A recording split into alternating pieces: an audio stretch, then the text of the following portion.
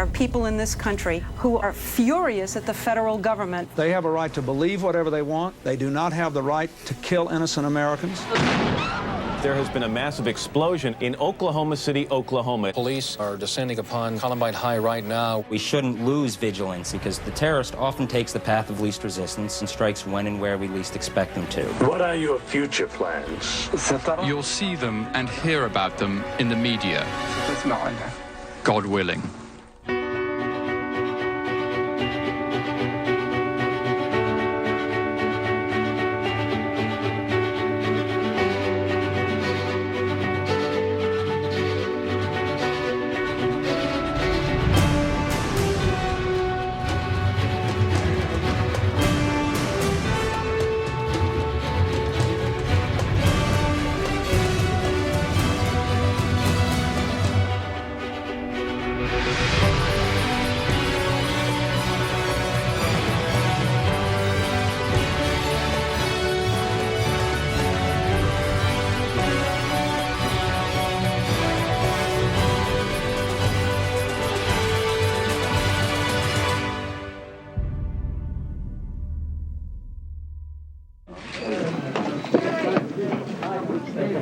Terry Anderson is free. He was the last of the American hostages held by pro-Iranian terrorists in Beirut, Lebanon.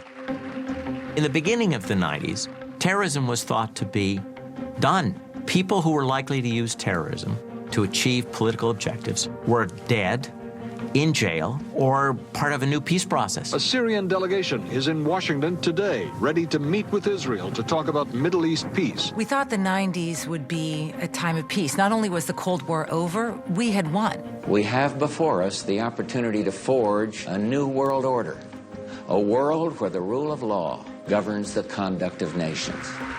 The world was changing, and it was an exciting time for those who really viewed America as a nation that would embrace globalization. But there were many people who didn't like that changing America. In Naples, Idaho, about 40 miles from the Canadian border, federal marshals are surrounding a cabin where a fugitive white supremacist named Randy Weaver is holed up with his family. Randy Weaver was a survivalist who lived out in the mountains with his family at Ruby Ridge, Idaho.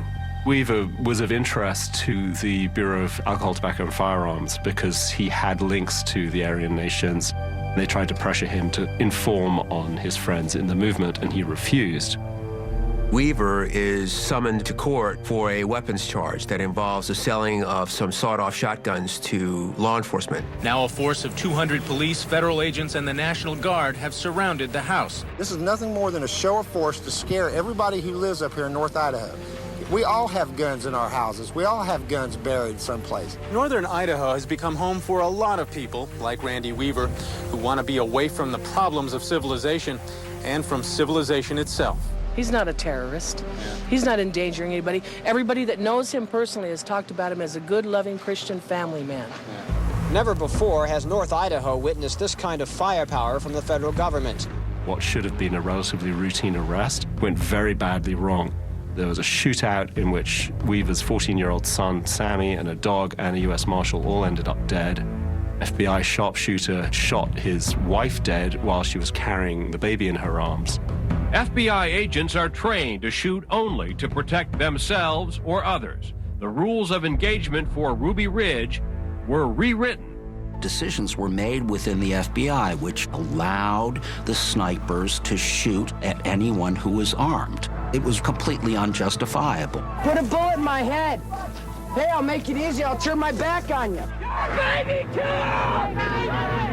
Not everyone who lives around here says Randy Weaver is in the right, but they say none of this would have happened if federal authorities had just left him alone.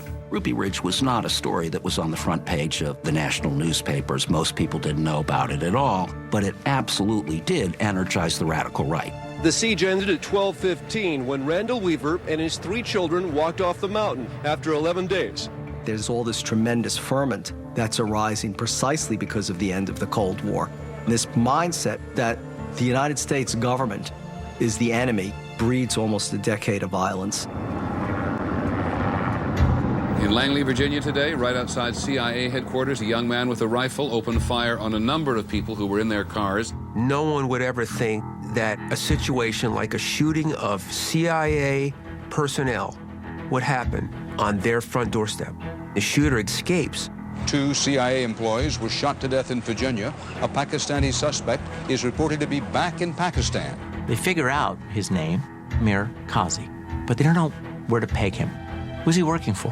What organization? In the 1970s, we were dealing with terrorist groups. In this case, there was no group that could be identified. This was the actions of one single individual. We did not realize that terrorism seemed to be moving in a new direction.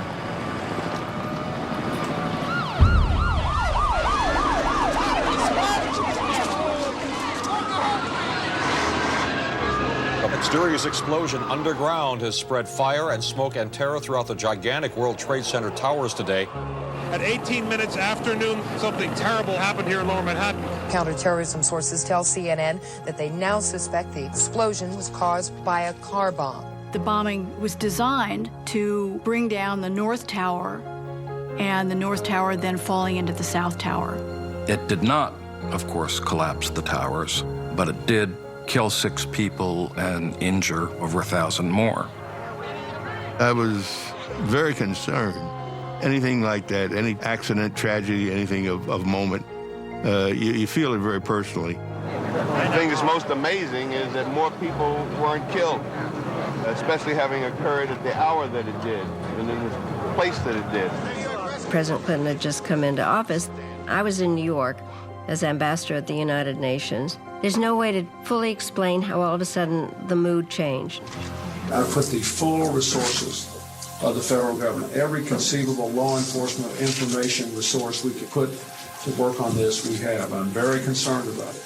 Federal officials are beginning to focus more heavily on the possibility of the explosion being the work of foreign terrorists. The 1993 World Trade Center bombing was a signal of how the extremist war that had been limited largely to the Middle East was finally coming to American shores. Tonight, 6 days after the bombing at the World Trade Center, 1 suspect is in custody. More arrests are said to be coming. The investigators found the VIN number of the Ryder truck, and it turned out that one of the collaborators had returned there to ask for his $400 deposit back. Authorities have told ABC News that the man has links to a radical Muslim group. They managed to capture most of the accomplices, but the mastermind, Ramzi Youssef, fled. Ramzi Youssef is smart, and he's radicalized. His uncle is Khalid Sheikh Mohammed, a man who would later become a leader in an organization called Al-Qaeda. I have an office in that building. I will lead my people back into that office. That will be our message to whoever did this. Whatever you were trying to achieve, you failed. For the FBI, the lesson was that these guys, while dangerous, were not at the same level as the terrorists of the late 80s. They were wannabes. That, of course, would be a complete misunderstanding. For the first time since the bombing, Tower 2 will reopen for business, 2 weeks ahead of schedule. And that, says New York's mayor, is a testament to a city that conquered the use of fear as a weapon. The only ones that should be fearful now, he says, are the terrorists themselves.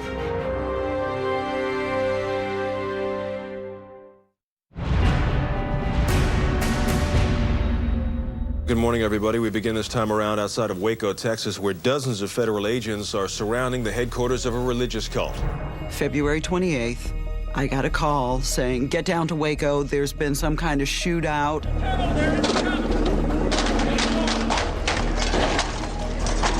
This religious group, the Branch Davidians, had this compound. They had been buying parts that would convert semi-automatic weapons into fully automatic weapons, which were illegal.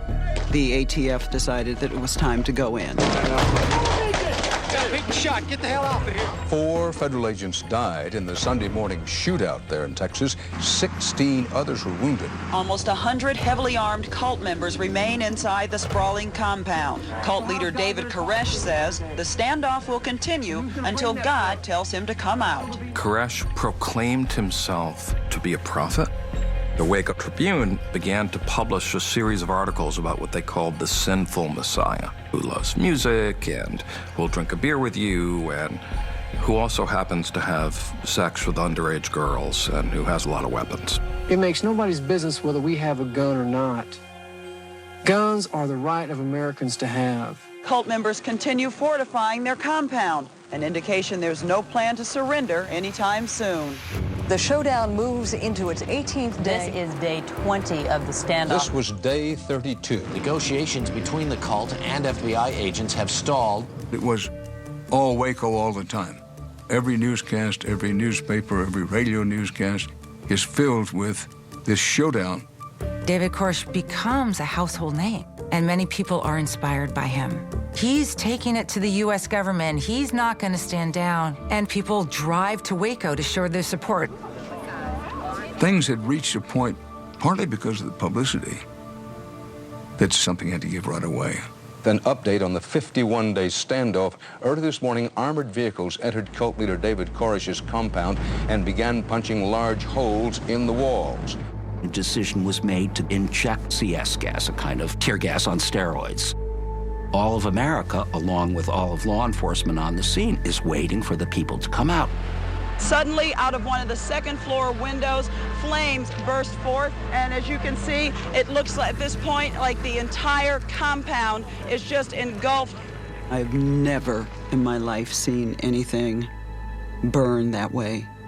It just went up in this massive fireball. There are no signs at this point of any people coming out of the building. The images are horrible. You have the federal government of the United States using a tank to deal with a compound that has children. It's not what we do in the United States. And yet, in many ways, the Clinton administration felt that Koresh had left them no alternative. The offender there was David Koresh. And I do not think the United States government is responsible for the fact that a bunch of fanatics decided to kill themselves. And I'm sorry that they killed their children. It was proved later that the Davidians lit that building on fire themselves. But there were literally millions of Americans who absolutely believed that the government had murdered those people. This whole situation started with violence. It was not justified, not provoked when the ATF went in there, and it ended in violence that was not justified and not provoked. Waco was proof positive to many of these people that this was an aggressive, predatory federal government, and now we have to fight back, like the Minutemen in 1776, to bear arms to defend their own rights. This is the Michigan Militia, a self-proclaimed fighting force of ordinary citizens preparing to defend themselves against the federal government. You will be receiving live fire over your heads this morning. There is also an armed militia here in Indiana and at least 20 other states. We'd always had a radical right, but in the 90s, it really entered the mainstream. Gun shows became an extremely important venue, not just for selling guns, but they're selling real-life Nazi literature, along with survivalist handbooks and all that kind of thing. So you're prepared for a conflict with the federal government? Yes, we are prepared to defend our homes, our families, our children, our lives, our property. Yes. Americans are largely ignorant of what's happening in the heartland with regard to this militia movement. And there's this extremist element of this, which would not have been on anybody's radar. And that's what made them so dangerous. We do have a special report from NBC News. There has been a massive explosion at a federal building in Oklahoma City, Oklahoma. We have no way to tell at the moment how many casualties there are, though it was an explosion felt 30 miles away. Rescue workers are desperately trying to save any remaining lives. You can see the facade of the building is all down. On April 19th, when I got to Oklahoma City, the building was still on fire, and there were a whole lot of cars around the building that had also exploded. It was unbelievable. Amid the horror of the bombing, it's the dead and wounded children that have stunned and angered the nation. The motive behind the madness is unknown at this hour. The governor of Oklahoma says two things are known for sure. Those who did this knew what they were doing, and whoever did it, the governor said, is some kind of animal. I am pleased to announce that one of the individuals believed to be responsible for Wednesday's terrible attack in Oklahoma City has been arrested. Timothy McVeigh, age 27. The shock around the country was huge. This was an act of terrorism by one of our own citizens. A second man was charged today with blowing up the federal building, Terry Nichols, who's been in custody since just after the bombing. Timothy McVeigh and Terry Nichols met in the Army. McVeigh had fought in the First Persian Gulf War. He left the military very disillusioned. The one thing that sustained him was his reading about the radical far right and in meeting like-minded people. Timothy McVeigh's alleged plot to blow up the federal building took shape over the course of a secret year-long odyssey across America. McVeigh visited militia groups throughout the country. He went to the Waco compound when it was under siege. On April 19th, 2 years to the date after the Waco incident, Oklahoma City was bombed. Mr. President, there are tens, maybe more, tens of thousands of men and women dressing up on weekends in military garb, going off for training because they're upset about Waco. Despite what you say, we're talking about thousands and thousands of people in this country who are furious at the federal government. Well, they have a right to believe whatever they want. They have a right to say whatever they want. They have a right to keep and bear arms. They have a right to put on uniforms and go out on the weekends. They do not have the right to kill innocent Americans. They do not have the right to violate the law. It's not like you can go to war against domestic terrorism. They're ours. This was our problem. We still don't know how much hate is growing now near other scrubbed farmhouses, in other trailer parks. That is, how many others there are, just like him.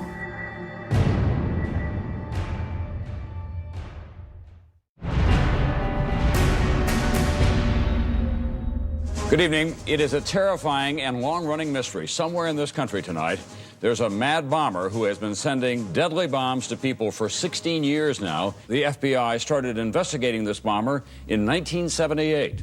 A New Jersey advertising executive opened a piece of mail in his home this weekend, and it exploded, killing him. It was a horrifying scene. I remember there was a cast iron skillet with nails embedded in it from the force of the blast. This cold-blooded murder is the latest deadly development in a series of bombings codenamed Unabomb. Unabomb stands for University Airline Bomber.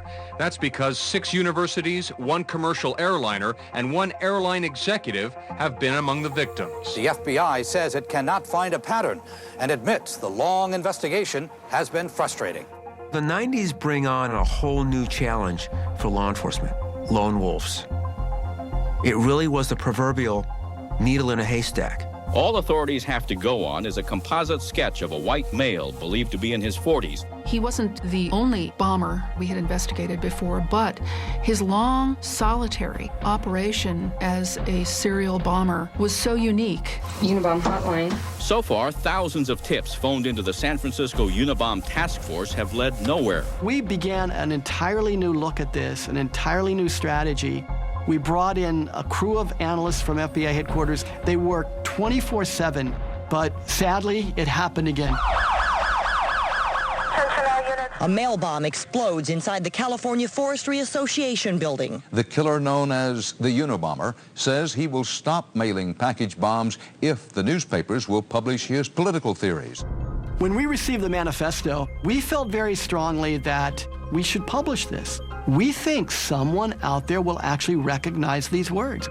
The Industrial Revolution and its consequences have been a disaster for the human race. So begins a surprising 8-page edition to the Washington Post this morning. Someone does recognize these crazed writings and turns them into the authorities. The longest and most intense manhunt in U.S. history has zeroed in on a prime suspect just outside Lincoln, Montana. The big concern was, are there booby traps? Are there explosives on the property? So we had to be very careful. We were knocking on the door of the cabin.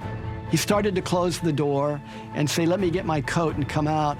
And as he did that, one of the agents pushed the door in, and on the morning of April 3rd, Theodore Kaczynski was taken out of his cabin. FBI agents today searched the home of a 53-year-old former mathematics teacher named Theodore Kaczynski. The on-site investigation has yielded a cache of evidence. It was the most incredible moment. We knew that this long journey of 18 years was over. Mike Wallace and I, together on 60 Minutes, interviewed Kaczynski's family, who had turned him in. I was feeling something I really didn't expect to feel at all, which was a deep sense of unease, fear. Because of what you read? Because of what I read. Because it sounded like Ted? Because it had sounded enough like him that I could not say to myself or to Linda that this is not Ted's writing. What can you do? You can't risk more lives. Dave couldn't. None of us could. Apparently, some lives were saved. For when the FBI arrested Ted Kaczynski, they say they found a live bomb wrapped under his bed, ready for mailing. The only thing missing was a name and address. Get your USA flags. Everybody needs to have a flag. Get your lemon chills. 3 for 1. Hats, pants, T-shirts. Welcome to Atlanta. In July of 1996, when the Olympics were being hosted in Atlanta, there was a tremendous concern about terrorist attacks. The security for the park was very carefully coordinated. It's all taking place in the midst of security that an American of an earlier generation could not have imagined. The extra police, the extra surveillance, people searching their bags, they're willing to put up with that. Nobody here is complaining about that, and that's the point. There was one place that officials decided people should be able to go and not have to worry about checkpoints, and that was Centennial Olympic Park. 1:25 this morning, thousands of revelers at an open-air rock concert in Centennial Park.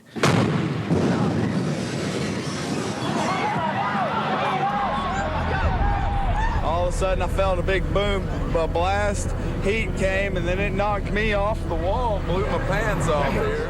Move up the street! Everybody needs to move up the street! Authorities said the device appeared to be a pipe bomb loaded with nails and screws designed to penetrate human flesh. More than 100 people have been injured. 2 are dead. Before this device explodes, security guard Richard Jewell notices this backpack, alerts a law enforcement officer, and they begin to evacuate the area. If not for his quick thinking, there probably would have been many more casualties. Jewell was hailed as a hero after the incident, praised even by President Clinton for his swift action. The only thing I wish we could have done was got everybody out of the area.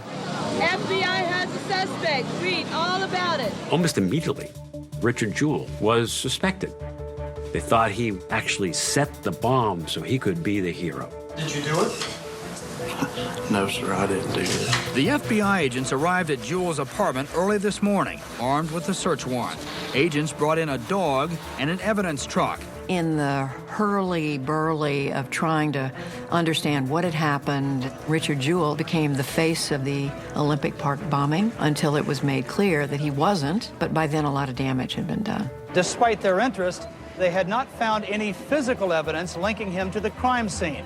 In their mad rush to fulfill their own personal agendas, the FBI and the media almost destroyed me and my mother. Jewell was fed to the world's media wolves, and the wolves obligingly fed on him for days. It was as if he was offered up to us in hopes that the blood we draw would somehow help solve the crime. If Richard Jewell is no longer a suspect, who planted the pipe bomb? To be continued.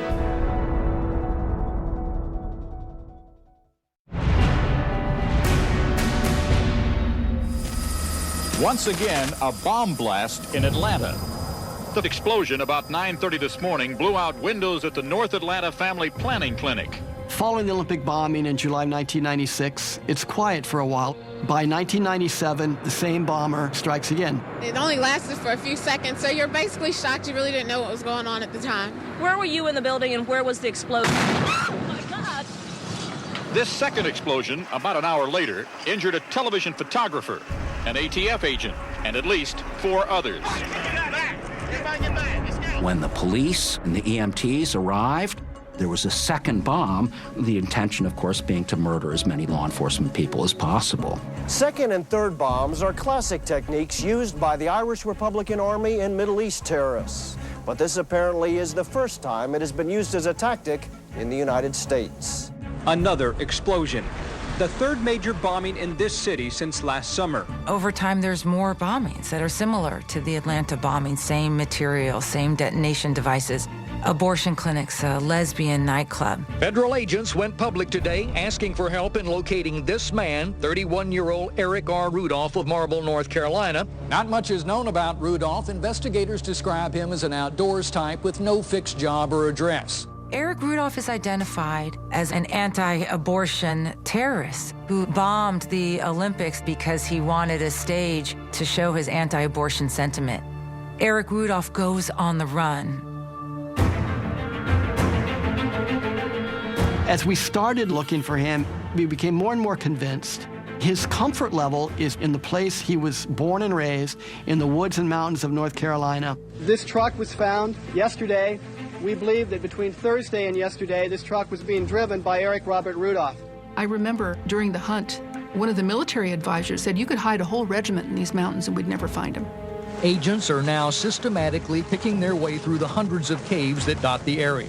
Agents report encountering spiders the size of a hand and rattlesnakes as fat as a man's arm. American law enforcement discovers that you can be on the FBI's most wanted list and actually hide in this country. This guy disappears for 5 years. Do you think that he's getting a big kick out of outsmarting the feds? Well, sure. I think he is. I think it's part of his hide-and-seek game. And he thinks he's winning. He is winning. In the end, he got caught in a sort of pathetic little moment where he's rummaging around in a dumpster looking for something to eat, and some local rookie cop arrests him. There was a kind of unbelievable quality to all of this. Eric Rudolph was part of this internal terrorist moment. It was like a worm that was eating away inside of us. Welcome back, everybody. We want to bring you up to date on a breaking story out of suburban Denver. Apparently, there's been a school shooting at a high school in the town of Littleton.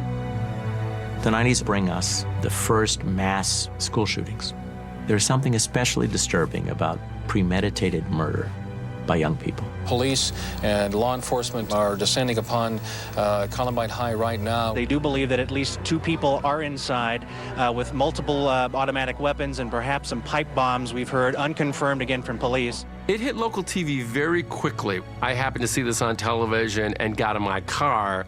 I saw a ring of choppers, like vultures circling, and I knew instantly this was so much worse than I had imagined. Masked gunmen in trench coats start shooting into the school's cafeteria. Kids scatter. Shots ring off lockers and walls. Students are hit. And they're just like spraying across. They just start shooting. Just when anybody who was walking, talking, didn't matter. Boom, they shot. They didn't care. You have blood on your hands. Everyone around me got shot, and I begged him for 10 minutes not to shoot me. It was horrific. It was beyond unthinkable. And yet we were watching it as it happened. You can see in the upper part of your screen a student, a badly bloodied student, hanging out a window. Homemade sign, second floor, says, "I'm bleeding to death." The emotion was incredible. It's hard for a parent to see the parents who came. They went through the school, shooting classmates, shooting teachers. 13 people died and 21 were injured. The police had arrived. They didn't want to be arrested, so they took their own lives. Tomorrow morning's Denver Post identifies the 2 suspects as 18-year-old Eric Harris and 17-year-old Dylan Klebold. Both reportedly died of self-inflicted gunshot wounds. Local authorities searched the homes of the 2 boys and say they found the makings for pipe bombs and other explosive devices. The gruesome but all too familiar denouement begins. The search for a motivation, the calls for tighter gun control, the counseling sessions at school, and the endless, endless grief. There'd been school shootings before, but never one quite like this. It put the school shooting in a whole new and darker category. It also raised a flood of questions of, well, what is happening to our youth? I believe some of these kids are drifting deeper and deeper and deeper into rock music, violence, and that subculture. The biggest question is, why did they do it? They were completely different people, opposite personalities, and opposite motives. Dylan was suicidally depressed. He really wanted to die. Eric Harris was the ringleader. He wanted to show how powerful he was. On his internet page, Harris wrote, "Pipe bombs are some of the easiest and deadliest ways to kill a group of people." Columbine wasn't really intended as a school shooting. It was primarily intended as a bombing. They were inspired by the Oklahoma City bombing. They hoped they would kill as many as 500 people. In the end, a lot of their homemade bombs did not detonate. School bells have an ominous ring to them. Is it about to happen in our schools? What Columbine did in sort of the arc of terrorism was open a terrible Pandora's box, because terrorism was always used for political ends. And what Eric and Dylan decided was like, why don't we just do this terrorist stuff for our own aggrandizement? And they did. And that created a whole new template of these spectacle murders. We're giving them the platform to do this. We provide the coverage. They do the act, and then we make them the stars.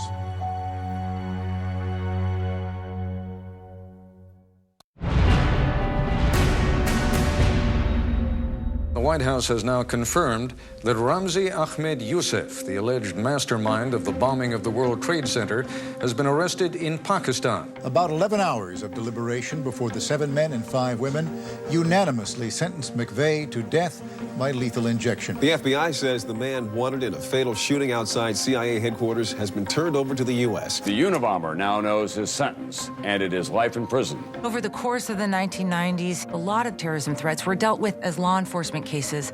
The Department of Justice and the FBI would find their guy and they would prosecute him. It isn't that that wasn't essential, that strategy. It just meant that we weren't perceiving the threat as something bigger. This is the new face of terror, Osama bin Laden, the 39-year-old renegade son of a Saudi billionaire, an Islamic fundamentalist, elusive, mysterious. Bin Laden's academic training was in economics and public administration, so he brought the sensibilities of a businessman to terrorism when he creates Al-Qaeda. Call it Terror Inc. Private jets, Swiss bank accounts. He gives orders via the internet. When it comes to issues like motive, money, network, he's one of the few in the world who has all the various components. Bin Laden, who had been a de facto ally of the United States during the Soviet invasion of Afghanistan in the 1980s, turned on the United States. He was angry at the lingering American presence in Saudi Arabia. I mean, the war with Saddam Hussein was over. It was seen as this great insult to have non-Muslims in the country defending it. I first heard the name Osama bin Laden in a story in the New York Times. I went to my bosses at CNN saying, let's try and meet this guy and find out what his deal is.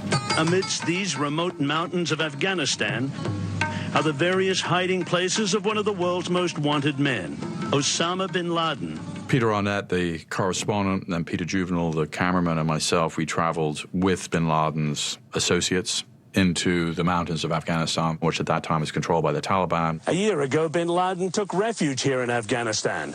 Afghanistan is perhaps the only country in the world that will accept him. For his first television interview, he figured he'd have a world audience. Mr. bin Laden, you have declared a jihad against the United States. Can you tell us why? The arrogance of the United States regime has reached the point that they occupied Arabia, the holiest place of the Muslims, who are more than 1 billion people in the world today. What are your future plans? You'll see them and hear about them in the media, God willing.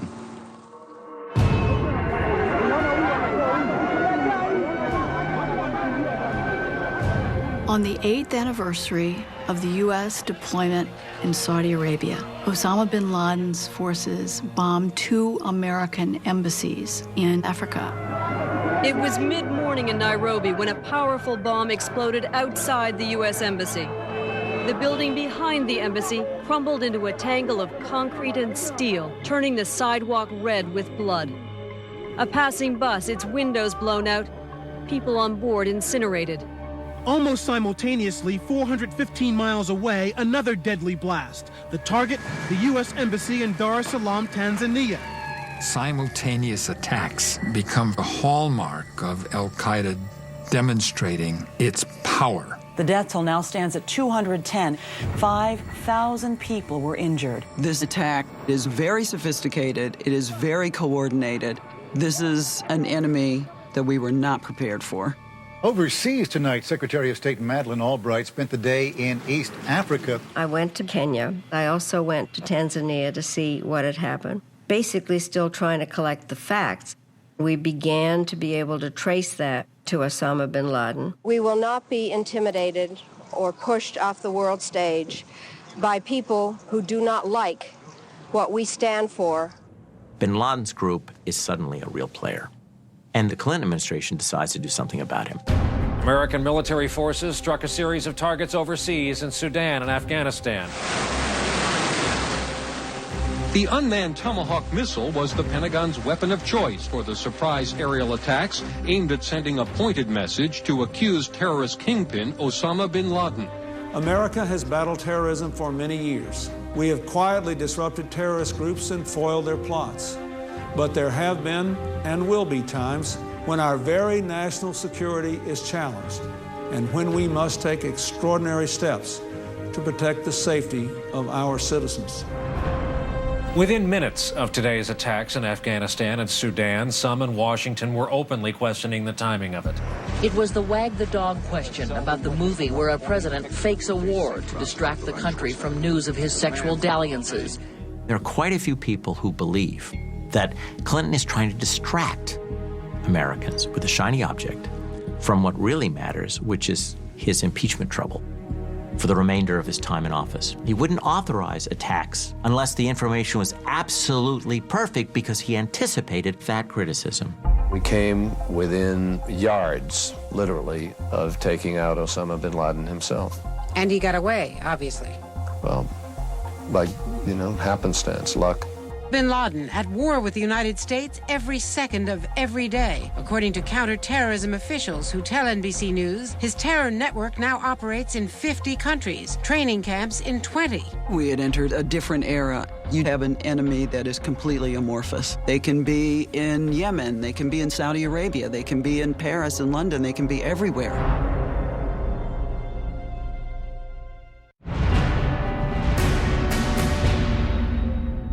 What's the fear of bin Laden today? If, in fact, he is trying to mount another attack, and all the intelligence senior analysts have said publicly before Congress and on television that they believe he is, then you end up moving towards American symbols, corporate symbols, or tourism, or America stateside. By the end of the decade, the American and other foreign intelligence agencies were very much on guard. The chatter on intercepts was that the turn of a century, or in this case, a millennium, this would be a great opportunity to be memorable. Tonight, a man in custody, a man who came across the Canadian border headed for Seattle with a trunkload of explosives and timing devices. Authorities say the suspect arrives at Port Angeles, Washington, aboard the car ferry from Victoria, British Columbia. But he's nervous, acting suspiciously. It was a border guard in Washington State. She stopped the man who was the driver and asked if she could look into his trunk. Authorities fear he was part of a plot to launch a New Year's Eve attack, and that he was not acting alone. There may be a connection to Saudi-born terrorist Osama bin Laden. But as one U.S. official worries tonight, there's still a lot we don't know. Ahmad Rassam, in some respects, was a new kind of terrorist. In the past, al-Qaeda operatives have been given very specific orders and direct targeting instructions. Rassam, though, is given $12,000 in seed money. He's told to raise the rest of your funds, recruit your own, sell, and bomb whatever you want. 2 quart jars of nitroglycerin and 3 garbage bags filled with the chemical urea were found in the trunk. The explosive ingredients are the same used in the bombing of the World Trade Center in New York. His mission is to blow up one of the terminals at LAX, Los Angeles Airport, and he gets stopped. Even though the authorities appear to have gotten their man, the threat may not yet be over. We ended the decade with the clear perception now that we were engaged with a terrorist organization that had declared war on us and was determined to carry out more attacks. His interest is in achieving a large body count. That is the reality of today's terrorism. Fears of sabotage have also prompted tighter security at airports, border crossings, utilities, and tunnels in many states. ABC News released results today from a poll that asked, how concerned are you about the possibility of a domestic terrorist attack? 73% said they weren't worried. The challenge is sustaining counterterrorism as a policy priority. We shouldn't lose vigilance after January 1. We need to sustain these efforts because the terrorist often takes the path of least resistance and strikes when and where we least expect them to. The government and security people all over the country have to be lucky every day. Terrorists have to be lucky only once. If you look back at the 90s in their totality, there was a lot of violence going on in the United States on American soil. Seeing the 1990s as a whole, if you will, and looking at major pivot points, Columbine, the shooting in schools in Colorado, the bombing in Oklahoma City, the Davidian compound in Waco, were indicative of something deep within the country. Something dark was moving in the society. As the year 2000 approaches, groups that track the nation's militias say hatred of the government and fear of martial law are growing. It's hard to think of any decade that comes close to the 1990s in terms of the number and the enormity of attacks directed and designed to get back at the U.S. government. These very powerful subterranean forces were marshaling their strength to really plunge us into a new era of violence in the new millennium. It was bad enough when all this horror happened somewhere else, but now that the world's become a global village, there is no somewhere else anymore. Look out, America. Terrorism's come home. I think we are in for a long time. You know, things like this. This is the new, the war, the battles of the end of this century and the beginning of the next one. And this country, when we put our mind to it, whether it was the First World War, the Second World War, or the Cold War, we have an enemy, and the enemy are the terrorists who do not believe in what we do, open societies and freedom, who are out to kill plain, innocent people. And we have to understand that this is a sustained effort.